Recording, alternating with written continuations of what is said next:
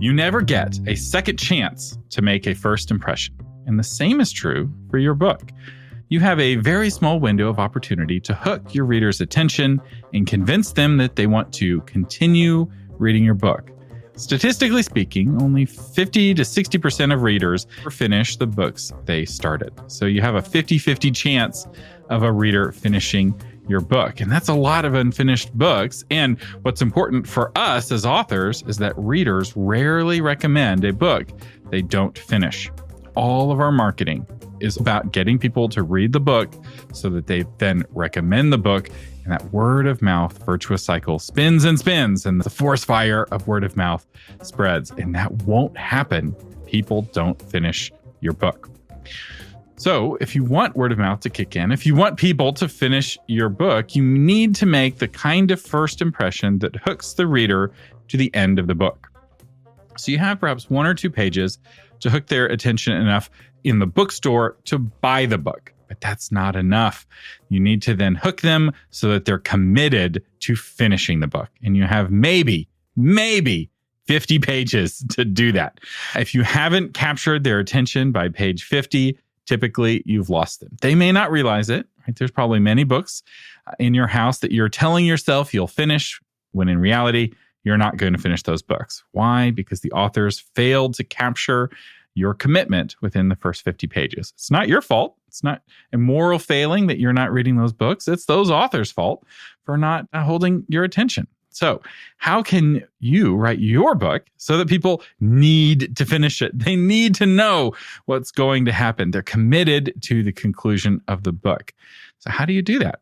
Well, find out in this episode of Novel Marketing, the longest running book marketing podcast in the world. I'm Thomas Umstattd Jr., CEO of Author Media, and this is the show for writers who want to build their platform, sell more books, and make a living writing books worth talking about. We have a special guest on the show today who knows how to make a powerful first impression with the first 50 pages of her books. She's a friend of the show, a Christie Award winner, the author of over 150 books, and she has millions of copies sold. Angela Hunt, welcome to Novel Marketing. Oh, thank you so much. By the way, it's 165 books now. I sat down and did a recount the other day. Every time I interview you, we have to update your bio because you've written a dozen books since the last time. We do have an episode about productivity. If you're like, how does she write so many books? We'll have a link to it. Just click on her name under the Friends of the Show at novelmarketing.com, and you can learn her secrets for productivity. But that's not what we're talking about today. Today, we're going to talk about the first 50 pages. And I feel like a big element of, at least in a novel, grabbing somebody in those first 50 pages is getting the reader to care about the characters. I have to care about them enough to want to know what happens next. So how do you craft a character that readers care about, and how do you do that quickly? You have to create a bond between the reader and the character. And the best way to do that is to give the character these certain things. Number 1, make the character vulnerable in some way. So let's do a hypothetical story here. And let's say it's going to be a kidnapping story where someone is the protagonist. You could have the little girl be the protagonist. You could have her father be the protagonist. You could have a detective be the protagonist. But whoever it is, I have to thoroughly get in their head and bond with them. So if it's the detective, you can make him vulnerable by maybe he has a new partner, or maybe he didn't defend his last partner and his partner's laid up in the hospital, so he's not feeling his usual confidence. And if it's the little girl, you can make her an outcast at school.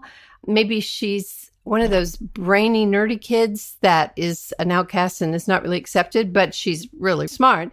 And so anybody who's ever been slighted by their friends at school will identify with her. The next thing you do is you need to make your character admirable in some way, because we love people that we can admire. So give them a noble nature or physical or moral strength, convictions. Make them virtuous or spiritual. Give them a special talent or ability. There's something they can do that nobody else can do as well. And you can make this gift surprising.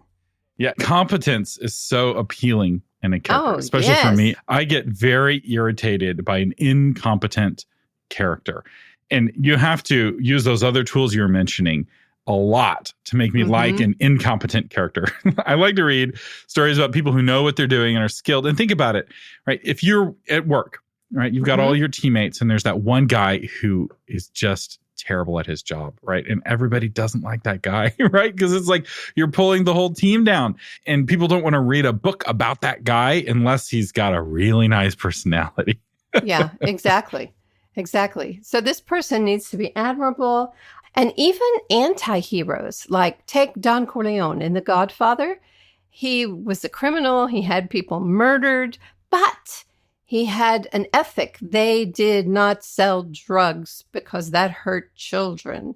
So even somebody that's incompetent, you can give them a corresponding, even overpowering virtue that makes us admirable. And another thing is you need to give your character a flaw. I mean, even Superman has kryptonite that he can't handle. So even the greatest, most admirable character needs to have some weakness that can be exploited, or there's not really going to be a story because the bad guy has to find that weakness and exploit it. It also is helpful if you give your character a sense of humor, especially if it's self-deprecating, because you've created this great guy or woman who's very smart and clever and very skilled at what they do, but you don't want them to become proud as a result. So you give them a self-deprecating humor, or maybe they laugh at that one flaw that they have or that weakness that they have. And then one other thing that I always think is important to do in that first 50 pages is think about your own life, a time when you were grieving or sad or tired or disappointed, and then you write down all the emotions that you felt during that time and transfer those onto your protagonist. Because if you felt it, your reader has felt it too. And so that creates a character that's going to be very realistic and human. And then you don't just do it to your protagonist, you do it to the major supporting characters and the antagonist or villain, if your story has one as well. But all these other characters need to have their own goals and reasons for being in the story. They're not just there to play off of your protagonist. And I would say that what you're talking about goals is really key. Because the stronger their desire, the more they want something, that desire really moves the plot forward and it makes them really likable. Somebody who's just sitting home, letting the world happen to them, a victim of you, the author, is very unappealing. And I will say probably for me as a reader, this is the most common of the mistakes that I see where, they've made the character tolerably likable and the other things that you're talking about, but they're not taking enough action. They're not moving the plot forward. They're too much of a victim. And it's like, I don't want to feel like a victim this whole story. Doesn't mean that bad things can't happen to them, but I want to see them protagging. I want to see them moving the plot forward and not just being drugged along by all of these random events that are happening around them. Right. But remember that your inciting incident, the main thing that happens that turns the story engine and transfers your character from his ordinary world to the special world, is probably going to happen after the first 50 pages. So your character may just be sort of existing, especially if it's a child or somebody who's just working in a 9-to-5 job, until that thing happens. And then bada boom, that's when they establish a goal and really become proactive rather than reactive. So the first 50 pages still has to be interesting, and you have to start with action. Okay, let's create a kidnap story. And a lot of beginning writers have heard start with action. And so they would start with this little girl standing on the corner and a black van pulls up and they grab the girl and throw her in the van and it speeds away. Well, that's a horrible beginning because we don't know the little girl. We don't care about her. We read the newspaper and there are kids missing kids all over the United States. And so we've grown hard to that.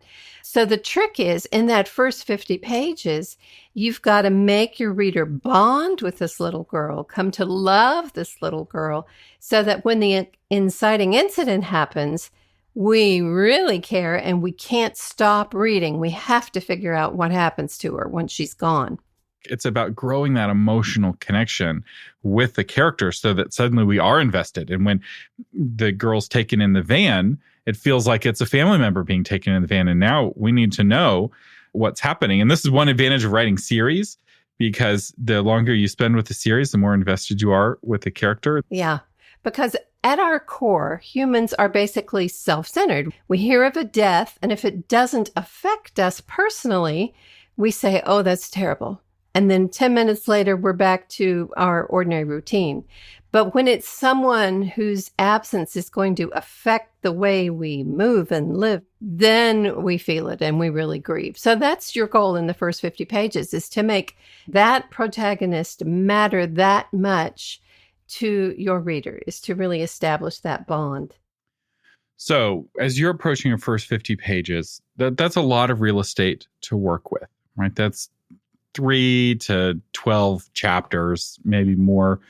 Yes. So walk us through how you're approaching what to do first, what to do second, right? What should we do in the first 10 pages to set up for the next 10 pages? Okay, the first line is the most important sentence in the entire book. Notice that I did not say the author's note, the epigraph or dedication, or a forward/prologue.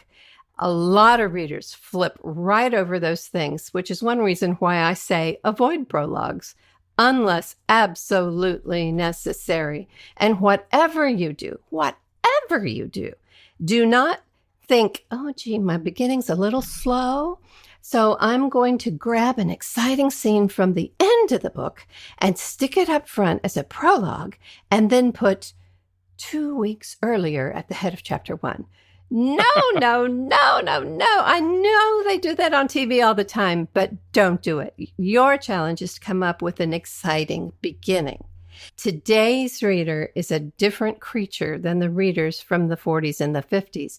We have so many distractions. If we pick up a book and we're going to commit hours to reading it, we have to be grabbed from the get-go. So I've come up with some principles, and you're going to see these broken, but you're going to see them broken more often in older books, because today's writers are wising up to the fact that today's readers want to explode off the starting line. So don't open your novel with scenery. Don't make your first line describe rooms or furniture, or even people. Don't open your novel with a weather report. You mean I can't say it was a dark and stormy night? Oh, please. Only Snoopy gets to say that. So the best first line I ever read, and nobody's beaten it yet, was from a Jodi Picoult novel.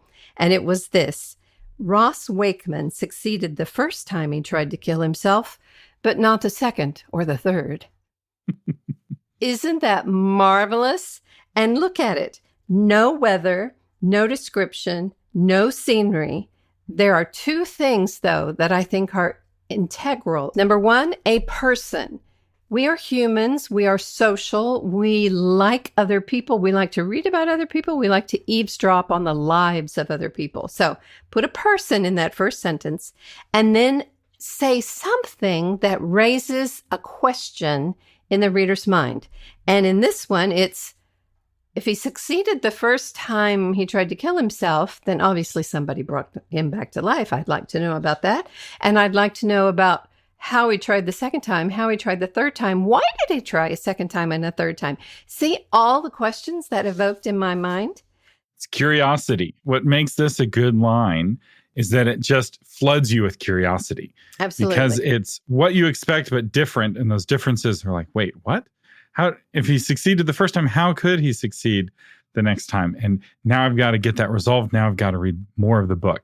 That's right. You have to do something that jerks the reader into a question. You don't want to explain everything.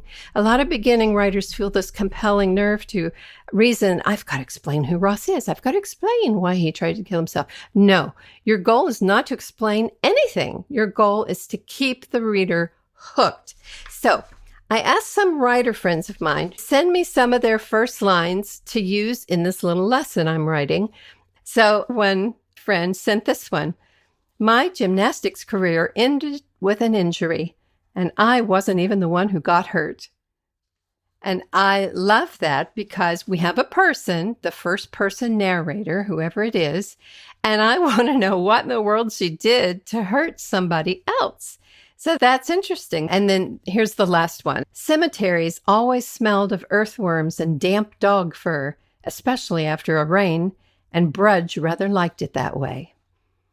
I thought, oh my goodness, that is so beautifully creepy. And even though I don't know who Brudge is, or even if it's a he or a she, I'm hooked. Who is this person? Why does he like the smell of cemeteries? What happened in his past? People aren't born thinking, oh, goody, I want to go smell a cemetery today. So there, make sure your first line has a person, and it should probably be the protagonist that we're going to bond with, and something that raises a provocative question.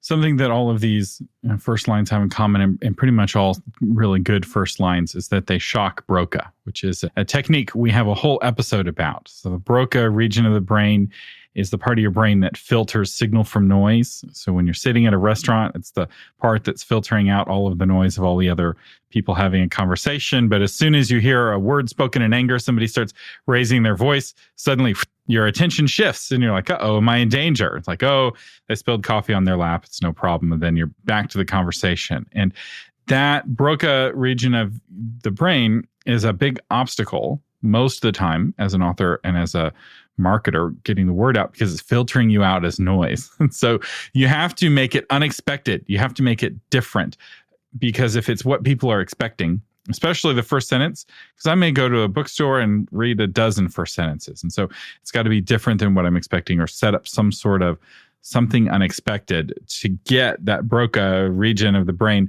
to be like, ooh, this is signal. This isn't noise. Your first line leads to the second line, which leads to the third line. And so let's move now from the first line to the first scene. You have to show the character dealing with a problem. Now, you've heard, start your book with action, start your novel with action, and that's true, but it should not be the main story event. The Wizard of Oz, the tornado doesn't come until 20% of the way into the story. In The Sound of Music, Maria does go to the Von Trapp family, but not until after the first 20% of the story.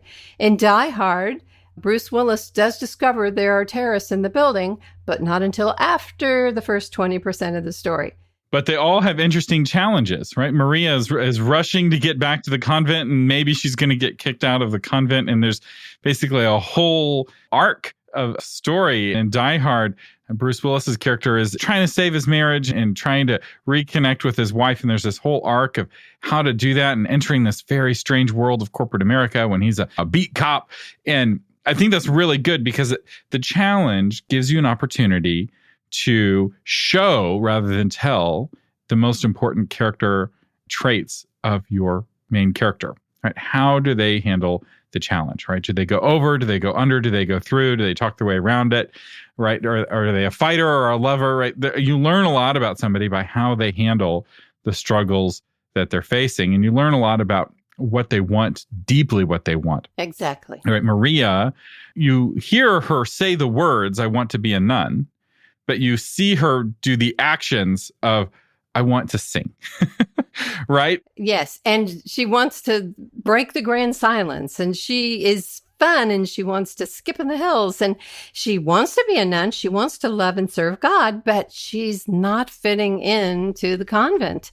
Yeah, that's it. Exactly. How do you handle a problem like Maria, right? So in making that opening sequence interesting, Yes. without giving away the core part of the story. I feel like this is one of the big things that separates successful authors from authors who are just getting started. Because when you're first getting started, this is, I think, a hard skill to learn because, in essence, you're kind of writing a short story.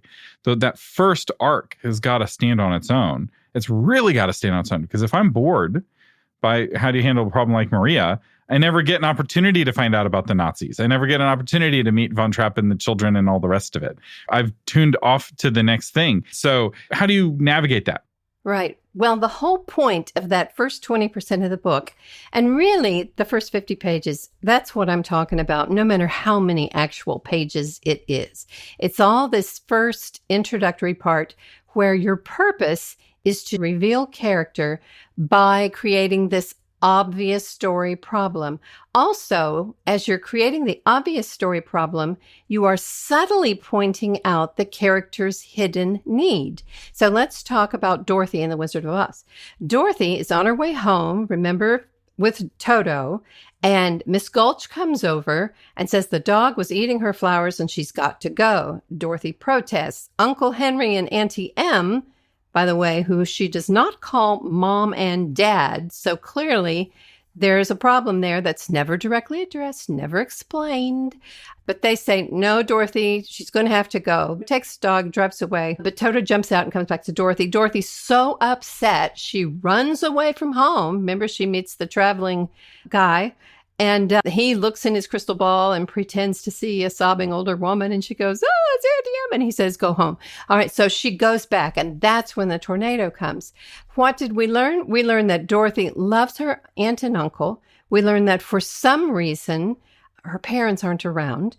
We learned that she's kind. She loves Toto. We learned that she's not happy on the farm because she's out with the pig pen singing somewhere over the rainbow. Get me out of here. She's not happy living there.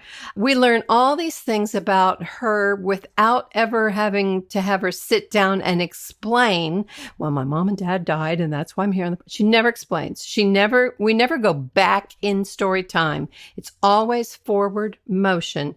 And then the tornado comes and the real story begins when she goes to Oz. So this is what you need to be doing in your first 50 pages, is showing your character dealing with an obvious problem and make it interesting. But you're going to be revealing characters, showcasing the major players in this character's life. And that's really the challenge of the first 50 pages. Now, a lot of people listening write speculative fiction. They have spent years of their life, maybe their entire life, creating a fictional world that has continents and peoples and history. And the temptation is, I've got to explain my world in these first 50 pages so that people can understand what's going on in the story. And that is a mistake. Brandon Sanderson has this iceberg metaphor where he's like, you do all of this world building to keep the world consistent, and you only share with the reader the very top bit of the iceberg. The world building is important, but this isn't the time to dump info on the reader. But it is fantasy, and the setting does help sell the story, right? Fantasy readers read fantasy because of the fantasy setting. And so how do you introduce the fantastic elements of your story? You do exactly what Angela was talking about, right? You basically have that little story and you introduce only what you need to for the purpose of that first arc, because part of the curiosity that will pull a fantasy or a sci-fi reader through the story isn't just what's going to happen to the character that I now care about, but also I want to learn more about the world. I want to spend more time in this world, right? You just enough to whet their appetite. An opening sequence done really well in sci-fi is Leviathan Wakes. It's the first sequence in the Expanse series, which is a very popular series. It was made into an Amazon series. And the protagonist is on an ice freighter that's carrying ice across the solar system. And so just the setting lets you know, okay, this isn't some faraway fictional place. This is Earth, near future. They're dealing with real problems. And then they get a distress call from another ship. And there's a fight over whether or not they stop hauling the ice and that you learn very quickly about the physics of space travel and how stopping a spaceship from moving is a real challenge, right? So this is not Star Wars where you just push the button and the ship stops, right? It's like, no, it may take us days to slow down to help out this ship. And then they go to rescue the ship. But this is a contained story with a whole arc of like, do we help them out? And then he breaks the rules and disobeys the orders of the captain to help out the ship anyway. So now you're learning about the protagonist, that he's a rebel, that he's guided by his conscience, but he's also kind of a bad boy, and his punishment is he's sent to the ship. And it's a contained story in a sense. And it does a really good job of setting early stakes before the call to adventure, right? If you're writing sci-fi or fantasy, I encourage you to read at least the opening 50 pages of Leviathan Wakes and see how the world building and the character development are intermingled. Yes. The beginning of your novel, the first chapter or the first few chapters, actually, they establish a contract with your reader. And in it, you reveal your protagonist, who should be the first person introduced in your story. Now, there are stories that introduce a secondary character first. In fact, most mysteries, especially murder mysteries, they open with a dead body. It's somebody we don't know. And then that might be in a prologue. And then chapter 1 is going to begin with the detective going about his daily grind at the office, taking flack from his partner and that kind of thing. But then he gets introduced to these series of murders or whatever. So make sure that if you try to have somebody else appear first and then we meet your protagonist in chapter 2, that's going to jar your reader. And we try not to jar our readers if we can help it. Another thing that we spell out in the contract subtly is the genre. Something else that you established in these first 50 pages is the tense and the point of view you're going to be using. Are you going to write in third person, omniscient, first person? Are you going to write in present tense or past tense? You're going to set it in these pages and then try to be consistent. You're also going to acquaint the reader with your writer's voice. And people always say, well, I don't know what my voice is. How do I develop it? Yes, you do. Your voice is what comes out of your fingertips onto the computer.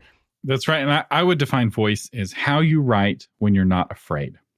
And learning to find your voice is in many ways learning how to write with courage, the courage to say what you mean and to write how you talk.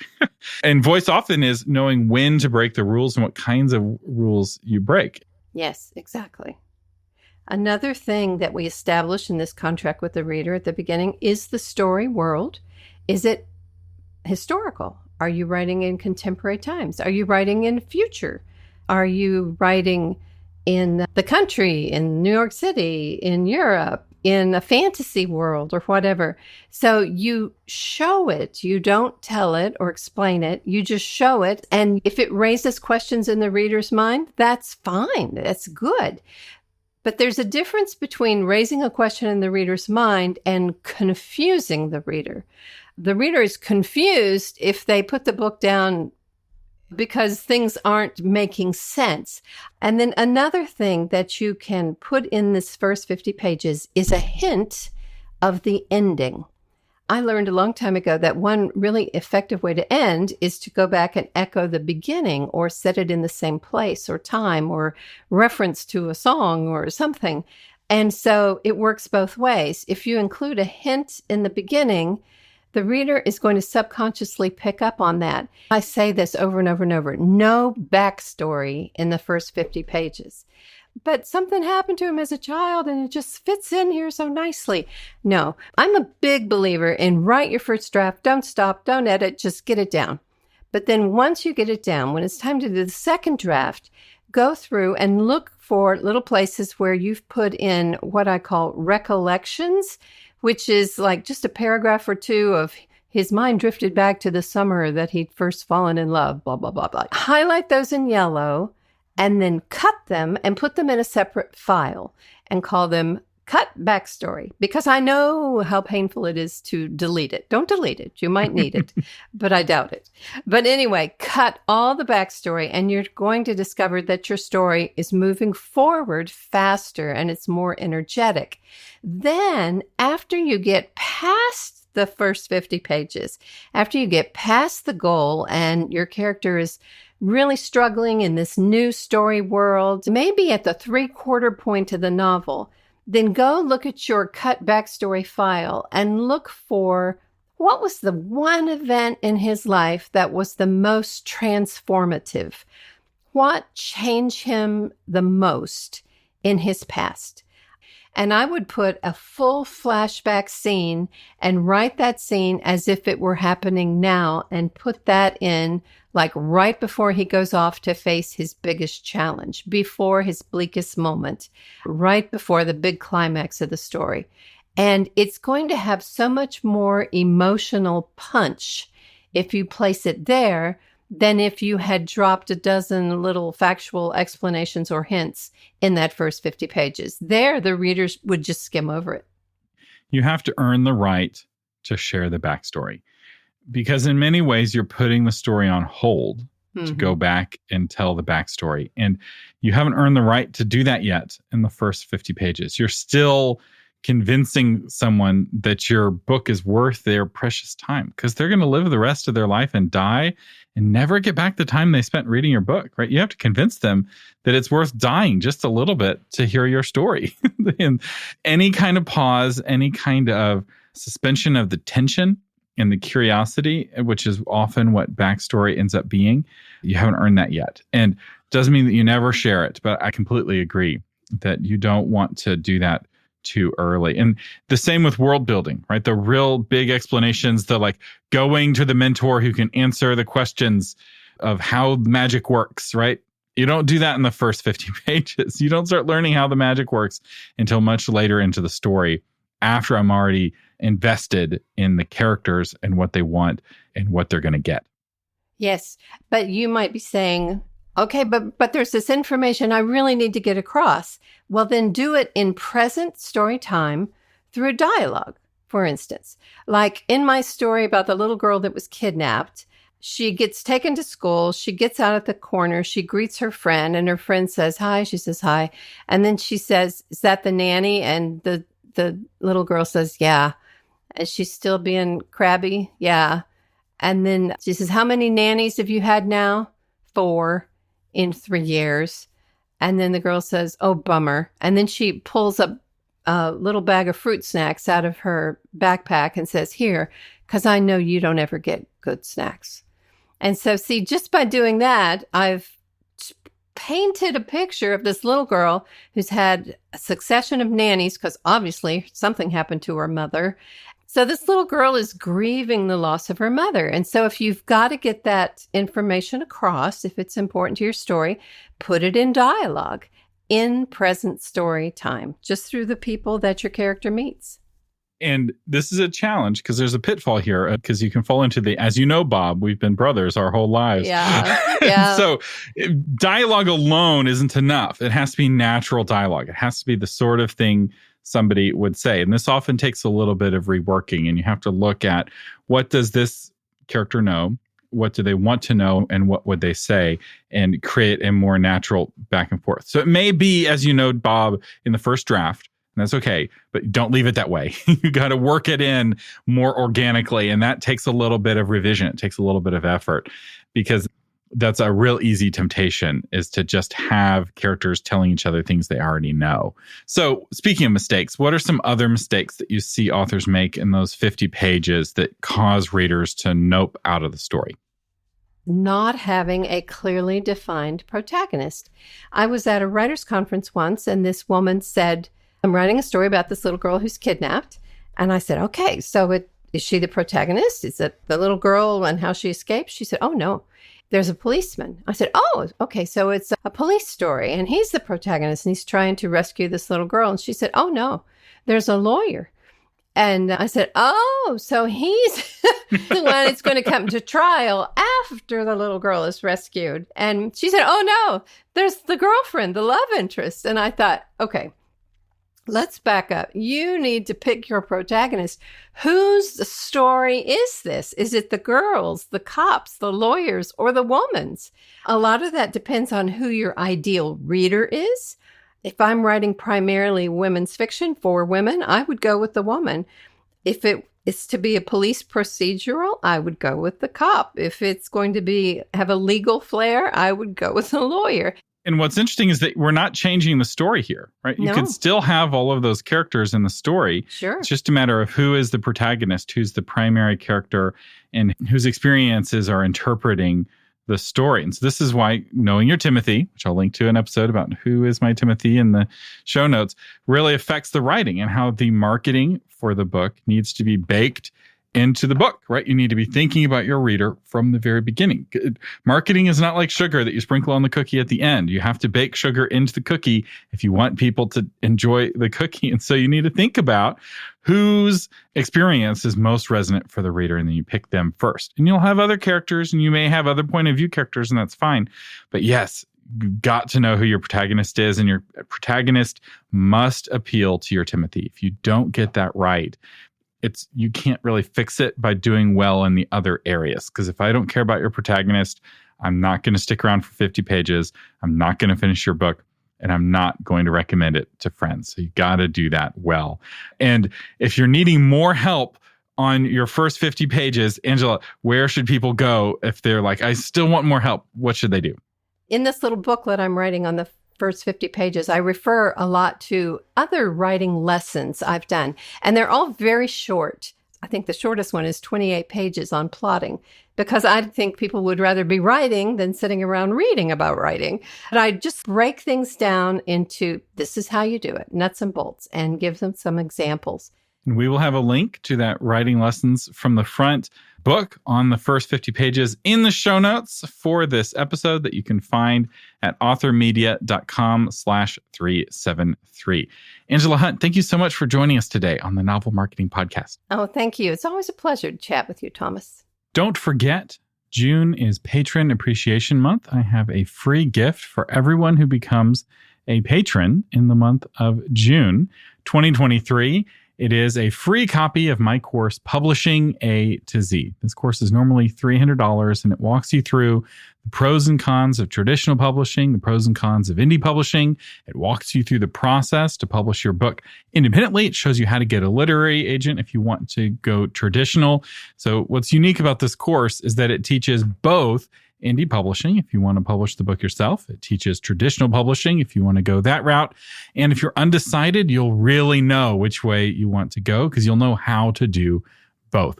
It also walks you through how to get a title, how to get a cover. It's very robust. I really like this course, and it is my free gift to all patrons, both current patrons and new patrons in the month of June 2023. If you want to become a patron of the Novel Marketing Podcast, just go to novelmarketing.com/patron. Speaking of patrons, our featured patron is Michelle Levine, author of Dancing on My Grave, Book and Mug Mysteries #2. Becca Sheridan is confused. Conrad wants to get serious, but then kicks her square dancing club out of their meeting place and gets involved with Simone, Becca's rival since middle school. Her questions multiply when Becca finds a dead body in a nearby creek. With the help of friends from the Book and Mug coffee shop, she puts together clues to arrive at an answer that shocks them all. Michelle, thank you so much for being a patron of the Novel Marketing Podcast. Thank you for supporting the show. We could not do this without you. The Novel Marketing Podcast is a production of Author Media. Our guest today was Angela Hunt. Our producer is Lori Christine, audio engineering by William Umstadt, and the blog post is crafted by Shauna Lettler. To read the blog post version of this episode, go to authormedia.com/373. I'm Thomas Umstadt Jr. saying thank you for listening, and live long and prosper.